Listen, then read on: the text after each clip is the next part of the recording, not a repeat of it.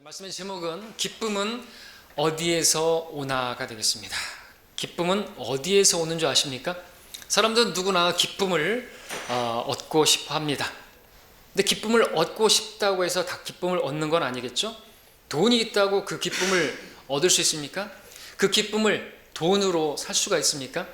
제가 인터넷으로 기쁨은 어디에서 오나 또는 기쁨은 어떻게 얻을 수 있는가 이렇게 쳤더니 어떤 글은 난 오늘 다이소에서 기쁨을 찾았다 이런 내용도 있더라고요. 자, 다이소에서 기쁨을 산 거예요? 아니죠. 물건은 살 수 있어도, 그 물건을 통해서 기쁨을 얻을 수 있어도, 그러나 그런 물건들을 아무리 많이 소유한다 할지라도 그건 참된 기쁨이 아닌 것입니다. 잠깐, 그렇죠? 어떤 좋은 선물을 얻는다 할지라도, 아무리 좋은 곳에 간다 할지라도 그때의 기쁨은 그때뿐이고, 또 금세 우리는 왠지 모를 공허함 같은 것을 느끼게 되고, 기쁨은 사라지게 되고, 어떤 현실을 만나게 되면 슬퍼하게 되고, 그런 것입니다. 그런 거는 참된 기쁨이 아닌 것입니다. 주님께서 우리에게 주시고자 하는 그 기쁨은 변함없는 기쁨이죠. 진짜 기쁨입니다. 환경과 상관없고 나의 소유와 상관없는 그런 기쁨, 내 환경이 어떠하게 변한다 할지라도 그런 것과 관계없는 기쁨을 우리에게 주시기를 원하신다는 것입니다. 사람들은 기쁨이 어디에서 오는지를 모르는 것입니다. 그런데 사람들 사이에서는 말을 하는 것입니다. 여기에 기쁨이 있다, 저기에 기쁨이 있다, 그곳에 가면 기쁨이 있다, 어디를 가면 기쁨이 있다. 그러나 우리는 속지 말아야 되는 것입니다. 그런 곳에는 기쁨이 없는 것입니다. 주님께서 말씀하셨습니다. 사람들이 보라 여기 있다 또는 보라 저기 있다 라고도 말하지 못하리니 보라 이는 하나님의 나라가 너희 안에 있기 때문이라 말씀하셨습니다. 이 말씀을 적용한다면 하나님의 나라는 우리 안에 있기 때문에 기쁨은 우리 안에서 나와야 되는 것이죠. 우리 안에서 찾아야 되는 것입니다.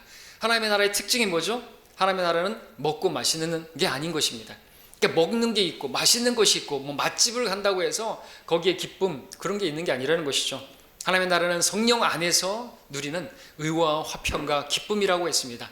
하나님의 나라가 우리 안에 있고요, 우리 안에 성령님이 계시고요, 성령 안에 기쁨, 우리가 성령을 따라 행할 때 기쁨이 열매로 맺혀지는 것입니다. 그 기쁨은 세상이 주는 기쁨과 차원이 다른 것입니다. 기쁨과 성령님은 따로 떼어놓을 수가 없죠. 주의 영이 계신 곳에는 자유가 있는 것처럼 성령이 계신 곳에는 기쁨이 있는 것입니다. 사도행전 13장 52절에 보니까 제자들은 기쁨과 성령으로 충만하더라 말씀하고 있습니다. 기쁨으로 충만한 것과 성령으로 충만한 것은 같은 것으로 말할 수 있는 것입니다. 성령으로 충만하게 되면요, 기쁨이 충만하게 되는 것입니다. 성령의 열매가 바로 기쁨이기 때문에 그렇습니다. 두 번째, 그렇죠? 성령으로 충만하게 되면요, 사랑이 맺혀지죠. 하나님을 사랑하는 것이 생겨납니다. 그리고 이웃을 사랑하는 것이 생겨나는 것입니다. 그러면요, 자동적으로 기쁜 것이에요. 맞지 않습니까? 여러분, 사랑하는 사람이 기쁘지 않는 사람이 있습니까? 사랑하는 사람이 사랑하는 사람을 만났는데 기쁘지 아니할 수가 있습니까? 사랑하는 사람은 기쁘잖아요. 근데 그 사람에게서 누리는 기쁨도 그 사람이 변하는 것에 따라, 사랑이 변하는 것에 따라서 또 기쁨도 변해질 수가 있습니다. 그러면 이제 그 다음에 오는 화평도 변해질 수 있죠. 화평이 깨져버리는 거예요. 어떻게 사랑이 변하니? 그 사람은 변할 수 있어요. 그러니까 사랑도 변하고, 그러니까 기쁨도 가변적이고, 그러니까 화평도 깨어지고 아무것도 없는 것이죠. 근데 우리가 하나님을 사랑하면, 그리고 성령으로 우리가 인도를 받는다면 어떤 조건에서도 우리는 그 기쁨을 잃어버리지 않을 수 있다. 성경은 그렇게 말씀하고 있습니다. 자, 이제 우리 본문으로 돌아가서 이런 내용 가운데 여러분들이 말씀을 들어보시길 바랍니다. 본문 1절에 보니까 셋째 날에 갈릴리 카나에서 혼인식이 있었는데 라는 말씀으로 2장은 시작하고 있습니다. 주님께서 혼인잔치에 초대되었습니다. 혼인잔치라면 어떤 곳입니까? 기쁨이 있는 곳이죠. 신랑과 신부가 만나서 혼인을 하고 거기에 참석한 하객들이 함께 기뻐하면서 즐거워하는 자리가 혼인식인 것이죠.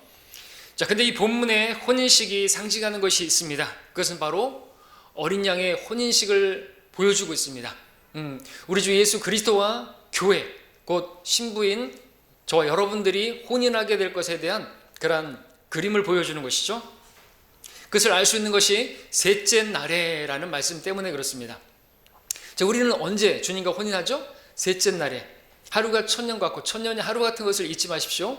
이 교회 기간 2000년이 지나고 나면 우린 주님과 함께 혼인식을 치르게 되는 것이죠. 그리스도의 심판석 그리고 어린 양의 혼인식에 들어가서 우린 주님과 혼인식을 갖게 되는 것입니다. 그리고 혼인잔치가 있는 것이죠.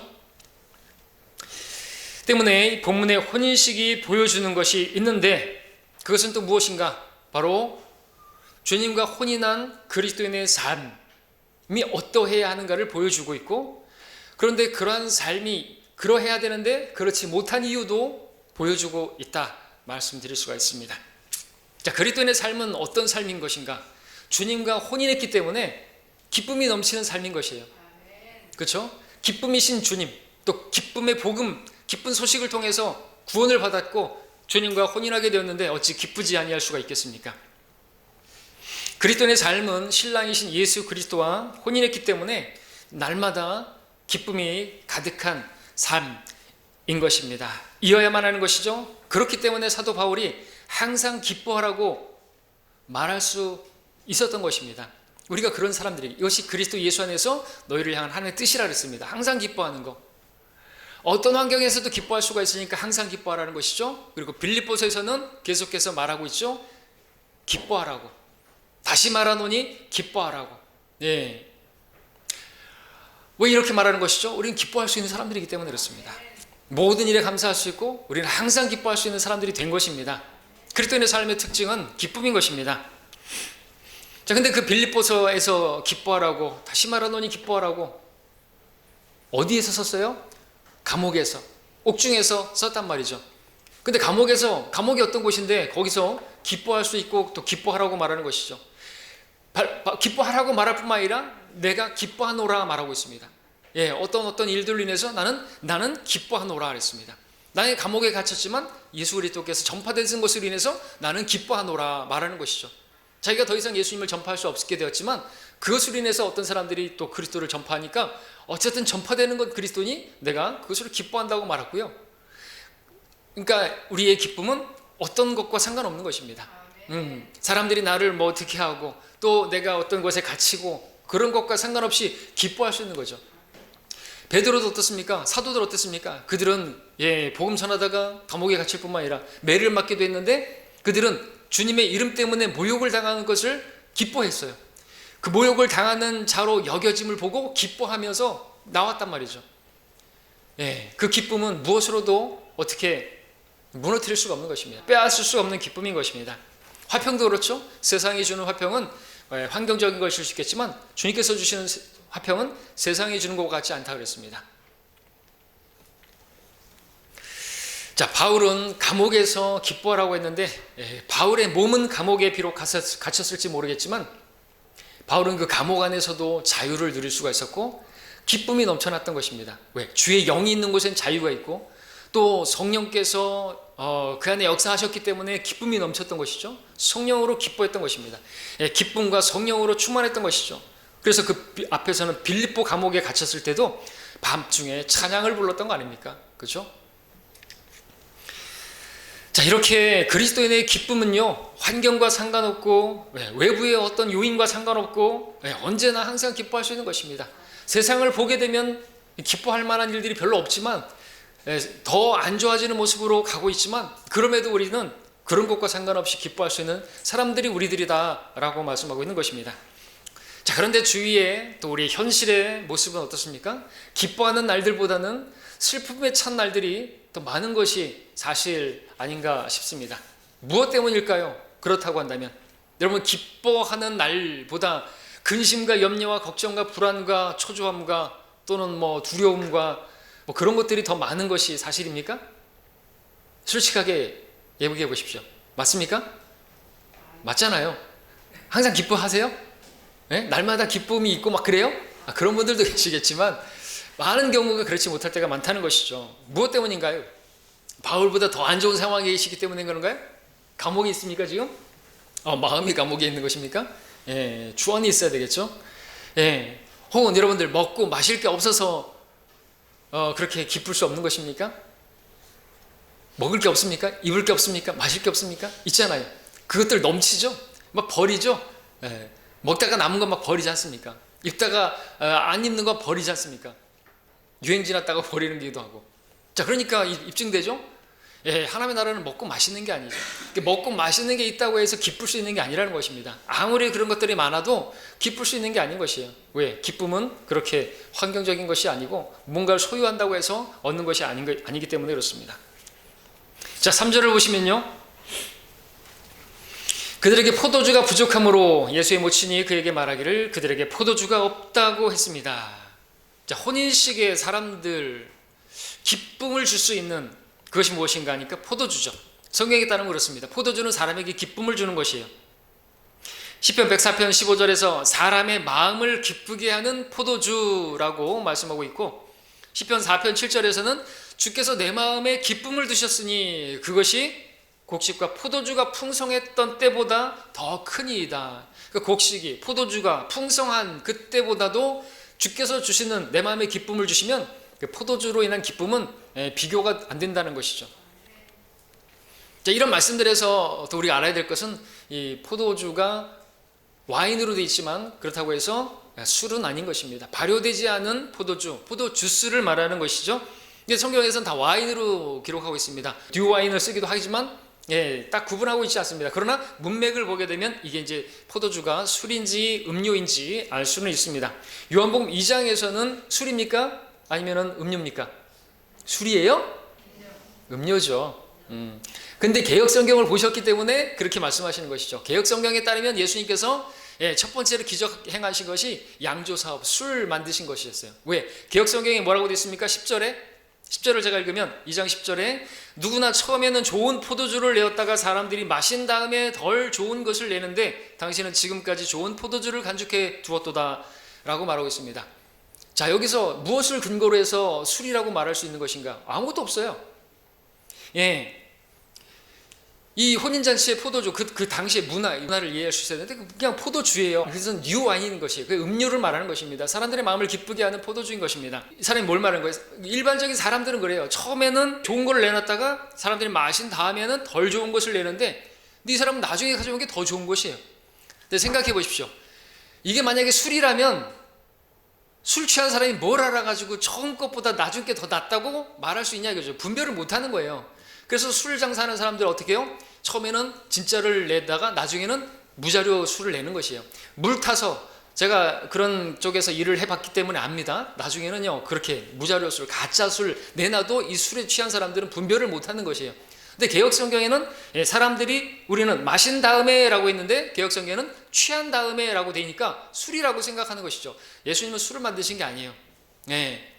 술이 아니기 때문에 이 사람은 예수님께서 만드신 그 포도 주스를 분별할 수 있었고, 그리고 더 좋은 것이구나 하는 것을 알았던 것이죠. 와, 이건 정말 좋은 그런 포도 주스다. 이렇게 좋은 거를 지금 꺼내냐? 이렇게 분별할 수가 있는 것이죠. 술 마신 사람은요 똥오줌 못 가립니다. 그죠? 뭐가 좋은지 모른단 말이죠. 그래서 바른 성경을 우리가 가져야지. 기독교인들이 이 말씀 가지고 예수님도 술 만드셨고 양조사업을 하셨으니까 우리도 거기에 동참한다고, 그런 말도 안 돼요. 제가 군대 있을 때 제 바로 밑에 쫄따구가 포도주는 마셔도 된대요. 왜? 물어봤더니 제가 그때 불신자였는데 예수님도 포도주 드셨고 포도주를 만드셨다고, 술을 만드셨대요. 아닌 것이에요. 그러니까 개역성경을 쓰면 안 되는 것임을 여기서도 볼 수가 있죠. 명백히 오역이에요. 사람이 취한 다음에 모른다니까요. 자, 근데 그것을 말씀드리는 거 아니고, 자, 혼인잔치에 지금 포도주가 떨어졌습니다. 포도주가 없게 되었어요. 포도주가 없게 되었다? 그래서 우리가 영적으로 적용하게 되면 주님과 혼인한 우리 그리스도인의 삶에 기쁨이 떨어진 거예요. 기쁨이 사라진 것입니다. 왜 그러면 기쁨이 사라진 것일까요? 다른 이유가 아닌 것이죠. 성령을 소멸했기 때문이네요. 데살로니가 5장 19절에서 우리 항상 기뻐하라 말씀하시면서 좀 가다가 성령을 소멸하지 말라는 말씀이 나오는 것이에요. 예언을 무시하지 말라는 말씀이 나오는 거죠. 성령과 또 예언, 하나님 말씀인데 그 하나님 말씀과 성령님은요 또 떼어놓을 수 없는 것입니다. 뒤에서 보겠지만 말씀과 성령님은 함께 또 모든 말씀으로 인도하시고 들은 것들을 생각나게 하시고, 그래서 우리로 하여금 진리로 인해서 기뻐하게 하시고 그렇게 말씀하시는 분이신데, 성령을 소멸하게 되면 성령이 떠난 건 아니지만 성령이 안 계신 것처럼 그렇게 돼버리는 것이죠. 그래서 성경은 포도주가 기쁨을 상징하는 것이기도 하고 또 성령님을 상징하기도 하는 것입니다. 기쁨은 성령님, 포도주는 성령님을. 그래서 베드로가 성령 충만해서 말씀을 선포했을 때 사람들은 새 포도주에 취했다고 그렇게 얘기했죠. 새 포도주에 취했다. 그러니까 성령님과 포도주가 지금 연관이 있는 것이에요. 그리고 누가복음 5장 38절에서는 주님께서 새 포도주는 새 가죽 부대에 부어야만 하리니 그래야 둘 다 보존된다. 이것은 새롭게 태어나게 될 백성들에게 부어지게 되는 성령님을 말씀하시는 거죠. 새 가죽 부대, 우리 가죽 몸인데요, 우리 몸 안에 포도주를 부어야 된대요. 새 포도주, 그러니까 새롭게 태어나게 될 그 성도에게 부어지는 성령의 부어짐, 성령님은 곧 포도주로, 새 포도주로 그렇게 비유가 되고 있는 것이죠. 그러므로 이 혼인잔치의 포도주가 떨어진 것은 혼인잔치와 같아야 할 그리스도인의 삶에 성령님이 소멸된 것과 같다라고 말할 수가 있는 것입니다. 자, 비록 그리스도인이 주님과 혼인해가지고 성령께서 그 안에 거하시게 되었다 할지라도 성령으로 충만하지 못하게 되면요, 기쁨은 없는 것입니다. 그러니까 성령의 전이 됐다고 해서 다 기쁜 것인가? 성령의 전이 되었다고 해서 다 거룩한 것인가? 거룩한 삶을 사는 것인가? 아니라는 것입니다. 분명한 사실은 근데 성령님은 우리에게 기쁨을 주시는 분이시다라는 것입니다. 그 성령님께서는 우리 안에 계시고 성령 안에는 기쁨이 있는 것입니다. 때문에 우리가 알아야 될 것은 그리스도인들이 절대로 성령 안에서 누리는 기쁨을 원하는 것이 아니라 성령 밖에서 원하려고 하면 안 된다는 것이죠. 성령 밖에는, 그리스도 밖에는, 하나님 밖에는 세상에서는 그런 기쁨을 찾을 수가 없는 것입니다. 다이소 간다고 해서, 백화점에 간다고 해서, 마트에 간다고 해서 그 기쁨을 얻을 수 있는 게 아니라는 것이죠. 기쁨은요, 물질적인 게 아닌 것이에요. 기쁨은요, 영적인 것입니다. 그렇죠? 그래서 물질로 기쁨을 얻고자 한다면 그 물질이 어떻게 되느냐에 따라서, 또는 그 며칠 지나고 나면 그것도 기쁨도 다 사라지는 것입니다. 자, 그런데 많은 그리스도인들조차 성령 밖에서 기쁨을 얻으려고 한다는 것이죠. 세상에서 기쁨을 얻으려고 한다는 것입니다. 오늘 주일 같은 경우에도 그런 분은 안 계시겠지만, 오늘 같은 날 날씨도 좋고 이제 뭐 그러면서 어디 가서 놀러 가고, 뭐 어디 맛집 가고, 어디 뭘 구경하고 여행하고 그러면 기쁠 줄 알지만 정말 기쁠까요? 진짜 그리스도에는 찝찝하죠. 어저께 복음 전하는데 교회 안 가시니까 찝찝하죠 라고 하셨다는데, 찝찝하겠죠. 그 교회는 교회 안 가면은 구원을 잃어버린다고 가르치는 그런 교회가 있는데, 장경동 쪽에. 자, 세상에서 밖에 있는 것들로, 물질로, 무엇으로, 술집에 가면 많은 사람들은 술집에서 술 마시면 기쁠 줄 알고 술을 마시는 것이죠. 그러니까 성경에도 보니까 술 취하지 말라고 말씀하시면서 오직 성령으로 충만하라고 말씀하지 않았습니까? 거기에는 기쁨이 없기 때문에 우리 그리스도인들은 다른 술뿐만 아니라 무슨 세상의 오락이라든지 게임이라든지 무슨 공연장이라든지, 사람들이 이제 또 가을 돼가지고 코로나 풀리니까 이제는 그게 축제가 벌어지고 공연 이런 것들이 이제 문화 이런 거 사람들 많이 찾아가는데, 왜 찾아가는 것이죠? 거기에 기쁨이 있다고 생각하고, 여기에 기쁨이 있다고, 거기 가면 너무나 좋다고, 기쁘다고, 즐겁다고 그렇게 찾아가지만, 그리스도인들은 알아야 되는 것입니다. 거기 없어요. 사람들이 보라 여기 있다 저기 있다 해도 여러분 속지 마십시오. 거기에 기쁨 있는 게 아니에요. 참된 기쁨은 우리 안에 있습니다. 우리 안에 하나님의 나라가 있고 하나님께서 우리를 다스리시면요, 거기에 진짜 기쁨 있는 것이죠. 그럼 하나님이 다스리면 성령 안에서 우리가 행하는 것이고, 그게 진짜 기쁨이라고 성경은 말하고 있는 것입니다. 그러니까 우리의 기쁨을 여러분들 바깥에서, 우리 안에서가 아니라, 성령 안에서가 아니라 바깥에서 찾으려고 하면 헛수고하는 것임을 기억하시길 바랍니다.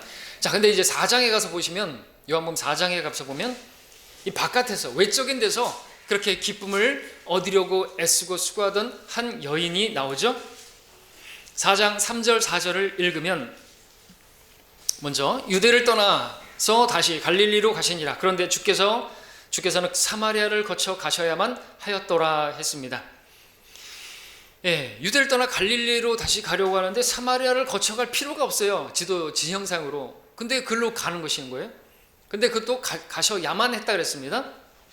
이것은 이제 반드시 그렇게 하셔야만 했던 이유가 있던 것이죠.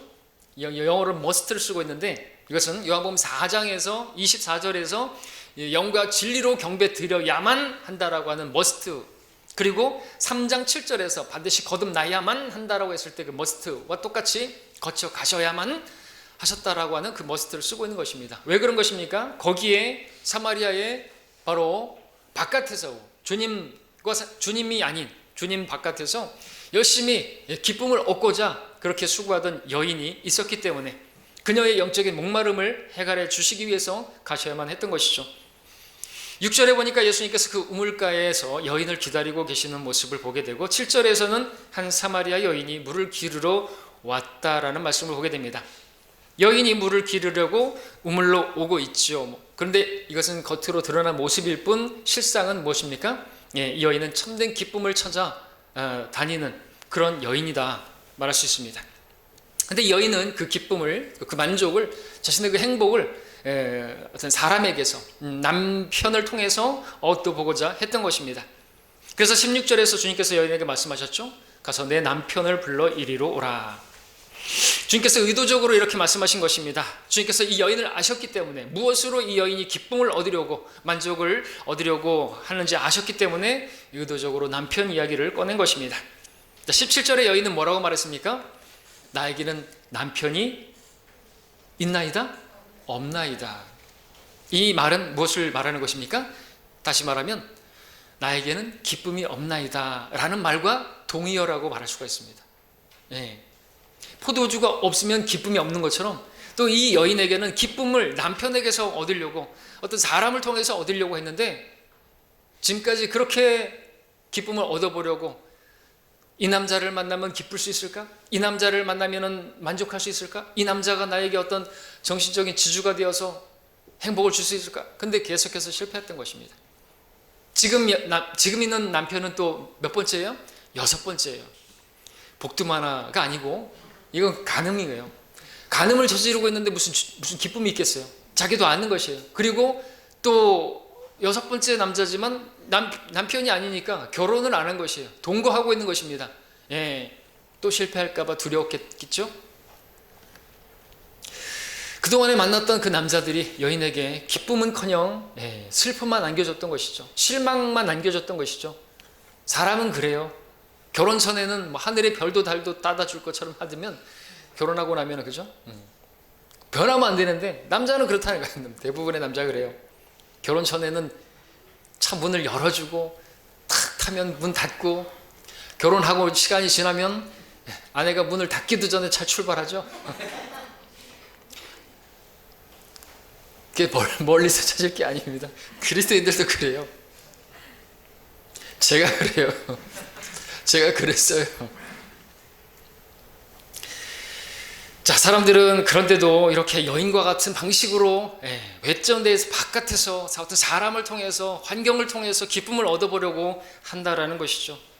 어떤 사람들은 술로, 어떤 사람들은 어디 가서 무엇을 통해서 얻으려고 하는 것이죠. 그러나 거기는 참된 기쁨이 없는 것이죠. 마치 신기루와 같은 것이에요. 저기 오아시스 열심히 달려가 봤는데 거기 아무것도 없어요. 그렇죠? 거기 가면 내가 마실 물이 있을 줄 알았는데 가보니까 없다라는 것이죠. 하나님께서 그런 것도 만드셨나 봐요. 신기루 같이 가보면 없는 것이죠. 근데 이 세상이 마찬가지예요. 신기루와 같은 것입니다. 여러분 어디 가도 거기에 가도 또 돈, 명예, 여러분들 높은 자리에 앉게 되면 열심히 달려가지고 자기가 원하는 어떤 성취를 이뤘습니다. 거기에 과연 기쁨이 있을까요? 만족이 있을까요? 없단 말이죠. 그럼 왜 그 사람들이 그렇게 자살을 하고 알코올 중독 걸리고 왜 있는 사람들이 그렇게 그런 거죠. 삼성 그 회장 딸은 그렇게 이쁘고 젊고 돈도 많고 뭐 자기 재산만 2천억이 넘었었는데 왜 자살하는 것입니까? 거기에 기쁨이 없는 것이에요. 사람들은 이것저것을 찾아다니는 것입니다. 그러나 그런 기쁨은 있을 수는 있겠지만 잠시뿐이고 그거는 그때뿐이고 근데 나중엔 그것은 오히려 더 풍요 속의 빈곤처럼 공허함이 더 큰 것입니다. 여러분들 공연장에서 막 열광하고 막 기뻐하고 즐거워하죠. 뭐 봉 흔들면서 막 하죠. 끝나고 나면요. 어떤 가수가 하는 얘기를 들었어요. 자기는 그 공연이 끝나고 나서 집에 돌아왔을 때 너무나 큰 어떤 공허함을 느낀다고요. 심지어는 그 공허함 때문에 자살 충동까지 느낀다고. 허무한 것이죠. 왜? 막 그렇게 좋아했고 했는데 다 끝나고 나면 혼자 남았을 때 그 공허함이 이루 말할 수가 없다라는 똥 목마른 거예요. 이 여인을 보십시오. 어디에서 누구에게서 기쁨을 얻을 수가 없었습니다. 여전히 목마른 것이죠. 이 여인이 물을 기르러 왔는데 어제도 물을 기르러 왔겠죠. 그 물을 마시고 나서 이제 만족할 수 있을 줄 아니죠. 오늘 또 온 것입니다. 그때뿐이라는 것을 보여주는 것이죠. 그림처럼 보여주는 것입니다.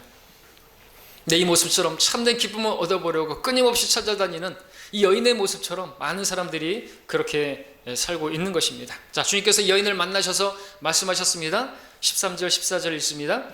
이 물을 마시는 사람은 누구든지 다시 목마르려니와 내가 주는 물을 마시는 사람은 누구든지 영원히 목마르지 아니하리라. 그러나 내가 주는 물은 그 사람 안에서 영원한 생명으로 솟아오르는 샘물이 되리라 말씀하고 있습니다. 그 물을 마신다고 해서 네가 원하는 그 목마름 해결이 안 된다 이거죠. 다시 말하면 네가 남편을 통해서 기쁨을 얻고자 한다고 해봐야 그때뿐이라는 것이죠. 계속해서 남편을 바꿔봐라. 거기에는 기쁨이 없다라는 것을 말씀해 주시는 것입니다. 그러면서 이제 내가 주는 물을 마시는 사람은 목마르지 않을 것이다. 내가 주는 물을 마시는 사람은 영원한 생명으로 또 영원한 기쁨으로 그렇게 만족할 수 있을 거라고, 변함없는 기쁨을 줄 거라고 말씀하고 계시는 것이죠. 자, 주님을 만났습니다. 그리고 이 여인은 결과적으로 우리가 아는 것처럼 주님께서 주시는 기쁨을 얻게 되었죠. 주님을 만나게 되면 기쁨을 얻게 되는 것이고 생수를 마시게 되는 것입니다. 성령님을 말하는 것이죠.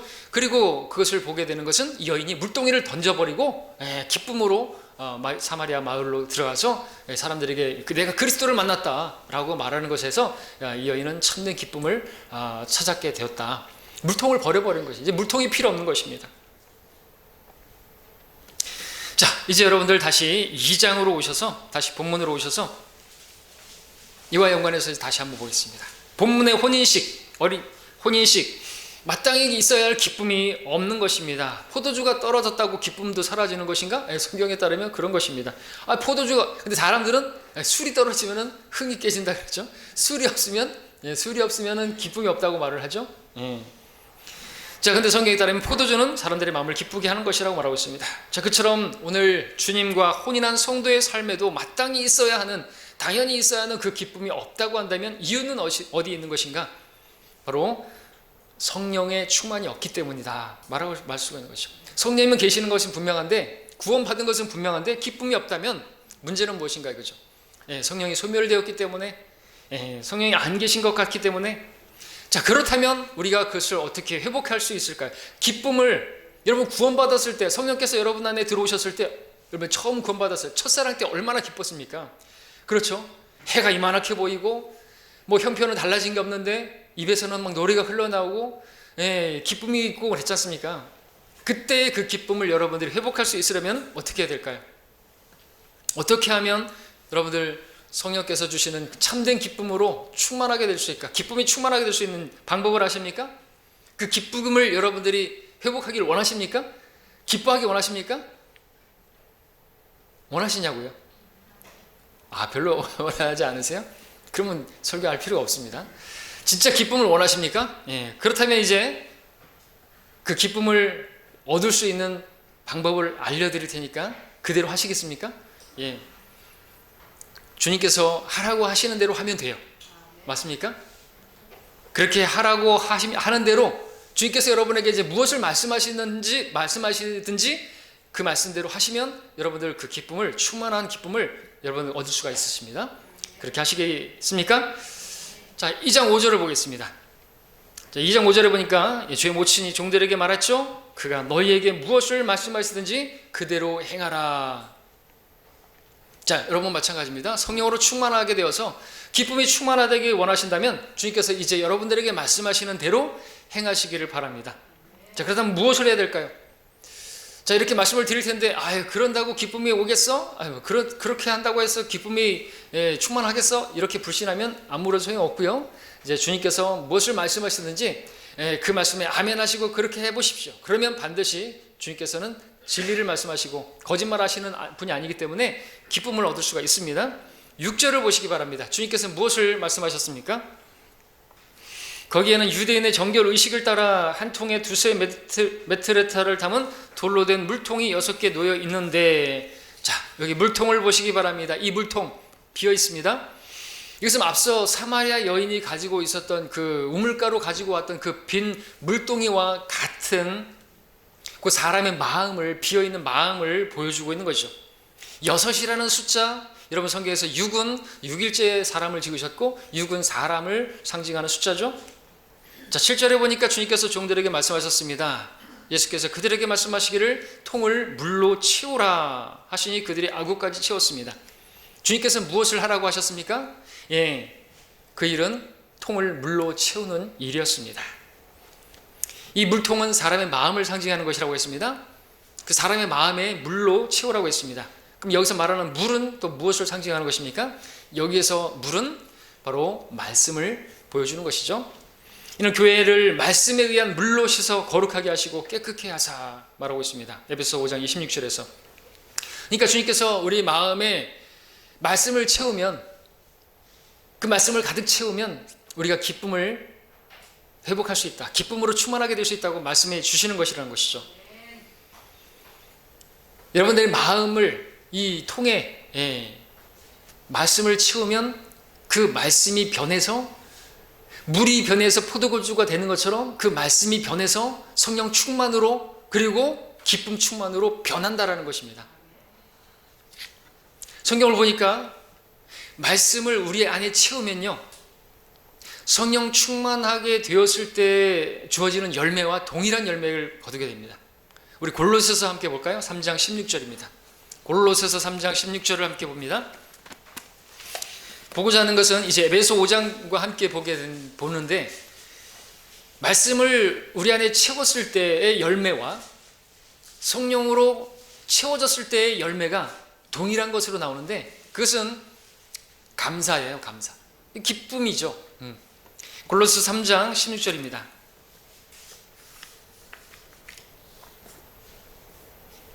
제가 읽습니다. 그리스도의 말씀이 모든 지혜로 너희 안에 풍성히 거하게 하되. 여러분 종들이 아까 아구까지 채웠죠? 풍성히 거하는 것이 필요합니다. 말씀을. 자, 그렇게 거하게 되면 어떻게 되죠? 시와 찬송과 영적인 노래로 서로 가르치고 권면하며 너희 마음속에서 은혜로 주께 노래하고, 또 말에 있어서나 행실에 있어서나 무엇을 하든지 모든 것을 주 예수의 이름으로 하고 그를 통하여 하나님 곧 아버지께 감사를 드리라. 자, 이렇게 명령형으로 쓰고 있지만 사실은 그리스도의 말씀이 우리 안에 가득 풍성히 거하게 되면요, 자연적으로 열매가 나타나는 것이죠. 모든 일에 있어서 주 예수의 이름으로 하게 되고 감사를 넘치게 할 수가 있다는 것이죠. 우리 함께 이제 에베소서 5장을 함께 보겠습니다.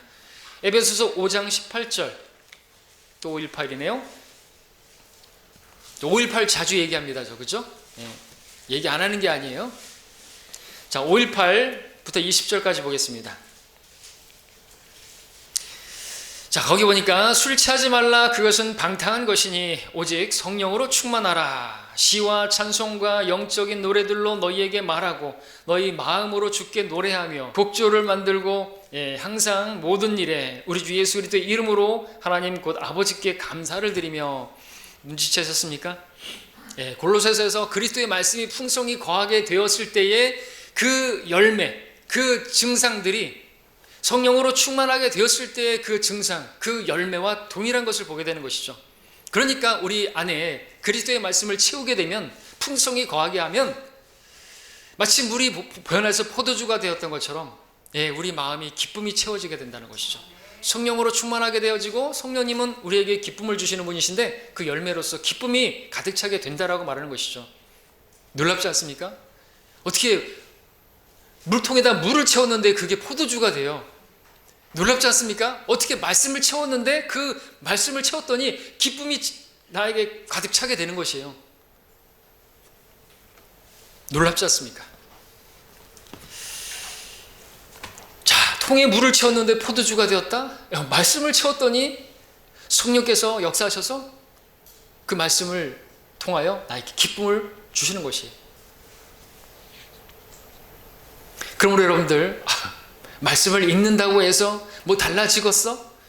말씀을 내가 내 마음에 채운다고 해서 그것이 나에게 기쁨을 주겠어? 이런 식으로 불신하면 안 되는 것이죠. 말씀드렸잖아요. 무엇을 말씀하시든지 그대로 하시기 바랍니다. 문제는 우리가 그리하지 않으니까 문제죠. 성경에서 그리하면이라는 말씀 하나님께서 약속하신 것인데요.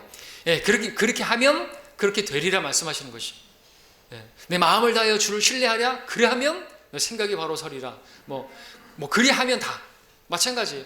주님께서 말씀하신 대로 그리하시면요, 여러분들 기쁨이 충만한 그런 삶을 살수. 다른 무엇으로 기쁨 얻을 생각하지 마시고요. 바깥의 것으로 무엇을 본다고 해가지고 무엇을 만진다고 해서 무엇을 먹는다고 해서 기쁨을 얻는 게 아니라는 것입니다. 기쁨은 우리 안에 있는 것이에요. 우리 안에 무엇으로 채워지느냐에 따라서 기쁠 수 있느냐 아니면은 고통스럽게 되느냐, 밖에 있는 것들은요 참된 기쁨을 줄 수가 없는 것이죠. 사람들은 술을 채우면 기쁠 줄 알고 그렇게 채웁니다. 채워라. 그러나 성경은 술 취하지 말라고, 거기에 기쁨이 없다고, 그것은 오히려 사람을 방탕하게 만들고 개로 만들고, 그죠? 멍멍이가 되게 만들 뿐이라고, 성령으로 충만하라고 말씀하고 계시는 것이죠. 그러면은 참된 기쁨을 얻게 되고 모든 일에 감사하게 되고, 그 에베소서 5장 이후의 말씀이나 골로새 3장 이후의 말씀들이나 다 뭐가 나오는 것이에요? 주인은 종에게, 종은 주인에게, 남편은 아내에게, 아내는 남편에게, 부모는 자녀에게, 자녀는 부모에게, 하나님께서 원하시는 이상적인 삶이 나타나는 거예요. 열매로. 열매가 나타난다는 것이죠. 근데 술은 그런 것이 아니에요. 오히려 파탄 나는 거죠. 가정도 파탄 나고 다 파탄 납니다. 기쁨이 있는 게 아니에요. 잠시 흥얼거리고 뭐 좋아하는 것 같지만 끝은 안 좋아요. 머리도 아프고 공허하고. 술로 기뻐하려고 하는 것은요, 밑빠진 독이 불붙기나 마찬가지인 것입니다. 결코 얻을 수 없는 것을 얻기 위해서 애쓰는 것과 마찬가지죠. 솔로몬이 그런 일을 했다고 말할 수 있죠. 내가 했던 모든 일과 내가 했던 수고를 내가 봤더니 보라, 모든 것이 헛되었고 영의 고통이었으며 해 아래서 아무 유익이 없도다. 전도서에서 말하고 있는 것입니다. 여러분 기억하십시오. 속지 마십시오. 다른 데 없습니다. 기쁨은 어디에서 오는 것입니까? 기쁨은 내 안에서부터 오는 것입니다. 내 안에 무엇을 채우느냐에 따라서 달라지는 것입니다. 주님의 말씀을 가득 채워야 하는 것이죠. 그 말씀을 채울 때 성령께서 주시는 기쁨이라는 열매가 맺혀지는 것이에요. 물이 변해서 포도주가 된 것처럼 말씀을 우리 안에 채우면 놀라운 기적이 일어납니다. 풍성한 기쁨을 누리게 되는 것이죠. 여러분들 지금껏 기쁨을 추구했지만, 기쁨을 구했지만 말씀을 채우는 것 없이 구하셨다고 한다면 여러분 헛된 것을 구한 것이죠. 말씀에서 돌이킨 기도는 그 기도마저도 가증한 것이라고 했는데, 여러분 말씀을 채우는 것 없이 기쁨을 추구했다고 한다면 헛된 기도를 한 것입니다. 오늘 본문의 종들은 주님의 말씀에 따라 행했을 때 물이 포도주로 변한 것을 경험했습니다. 이 종들은 알게 된 것이죠. 많은 하나님의 종들은 알고 있어요. 여기에 기쁨이 있다는 것을. 말씀을 내 안에 채우면 거기에 기쁨이 있다는 것을 알기 때문에 다른 것에서 기웃거리지 않는다는 것입니다. 여러분도 오늘 말씀을 들으니까 어떻습니까? 기쁘십니까? 기뻐해야 되는 거예요. 왜? 말씀이 기쁨을 주는 거예요. 말씀을 채우니까 기쁜 것이죠. 그리고 그렇게 기쁨을 가져야 되는 이유는 그래야 주님을 섬길 수 있으니까. 성령께서 역사하시면 열매가 뭐라 그랬죠? 첫 번째가 사랑. 하나님을 사랑하는 것 없이 여러분들이 예배를 드리고 성경을 읽고 뭘 하고 하는 거 힘들다 그랬죠? 근데 성령으로 그렇게 충만하게 되면 하나님을 사랑하게 되고, 그리고 이웃을 사랑하게 되면 하는 것이 다 쉽고, 그리고 기쁨으로 하게 되는 것이에요. 기쁨으로 하게 되고 거기에 또 이제 마음이 화평이 임하는 것이죠. 화평이 임합니다. 물론 그 사람들이 나에게 잘 못해주고 해도 그들에 대해서 오래 참아줄 수 있고요. 이거 다 뭐 안 맞죠. 선함도, 절제하는 것도 다 성령의 열매가 나오는 것입니다. 거기에 진짜 기쁨이 있는 것이에요. 진짜 화평이 거기 있는 것이죠. 성령 안에서 누리는 화평과 기쁨, 의와 화평과 기쁨, 그것을 얻어야 하는 것입니다. 그러기 위해서 말씀을 채워야 되는 것이죠. 그렇게 주님을 섬기는 것이 바른 것이고, 여러분이 기쁨 없이 하나님을 섬기는 건 오래 못 갑니다. 기쁨 없이 여러분들이 무엇을 하면 하나님께서 받으시지도 않으세요. 그것은 종교인 것입니다. 제가 여러분들에게 뭘 하십시오, 복음을 전파하십시오, 복음 전파하지 않으면 여러분들 화 있을 것입니다, 뭐 이렇게 얘기하면 여러분들이 억지로 할 수는 있겠지만 그 하나님 기뻐하시는 게 아니라는 것이죠. 그죠? 전 여러분들에게 말씀을 전파합니다.